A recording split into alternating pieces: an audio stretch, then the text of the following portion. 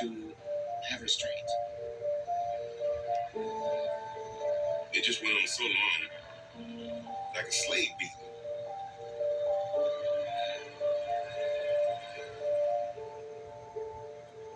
We recently arrived from Argentina. It's a different culture over there. The impression that one gets of the United States without living here is what you see in the movies. It's different. What you see in the movies than what's really happening here in this country. And I did not think this was normal, especially here in America. The next day, my wife of the time, we started talking about it, and we wanted to know what had happened and why it happened. So we called the local news. It was that big of a deal, but they said, we'd like to interview you. We'd like to show this tape on the news tonight. The incident was videotaped by an amateur cameraman from a nearby apartment. They didn't show it till the second segment of the news, George Holiday. but as soon as it went on the air, my name and city were at the bottom, filmed by George Holiday, Lakeview Terrace, and my phone just started ringing off the hook as soon as it went on the air. And it was all the other news stations. Everybody wanted a copy of it.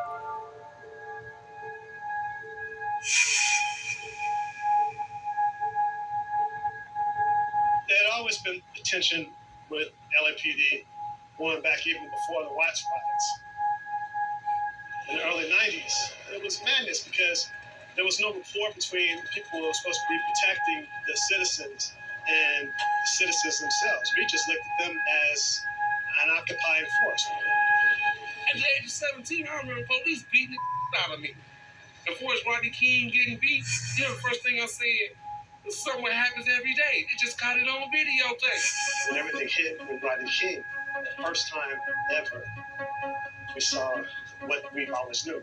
Brothers were being lynched by the LAPD, sight unseen, over and over again. But now it was on camera. In Southern California tonight, white policemen and black motorists are at the center of two explosive cases. A black man whose car had been stopped by Los Angeles police officers was in the street. You know, this was a man that didn't deserve to be assaulted the way he was. And it was so apparent when you saw that tape, there was something going on much more than trying to subdue a possible suspect. What was going on was totally outside the realm of the law.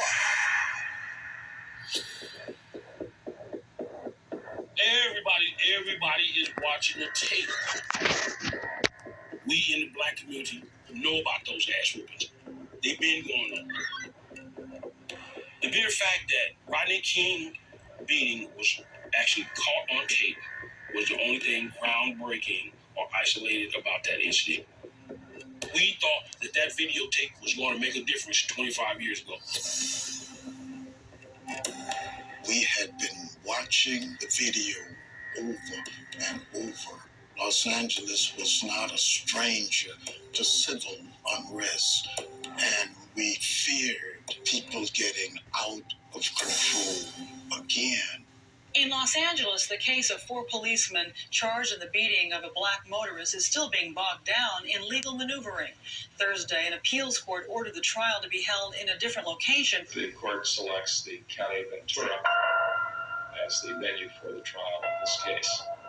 Simi Valley is very conservative. There's a lot of nice people up there. It's predominantly white. You have the Reagan Library, now we got the big trials. We're hot stuff now. I was concerned the panel of jurors that would be hearing the criminal case would be biased in favor of the police.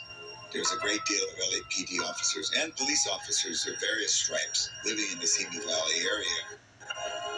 We in South Central didn't know what Simi Valley was. We had to look that up. We've only been open a short time, and this is the first criminal jury trial we've had here. The defense hopes that the change of venue from LA to the suburb of Simi Valley will make it easier to find unbiased jurors.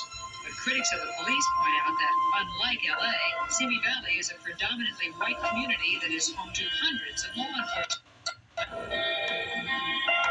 4 Los Angeles police officers who appeared in that videotape of the Rodney King beating went on trial today. Jury selection was Monday with the seating of 12 jurors and 6 alternates. Not a single black person on the panel.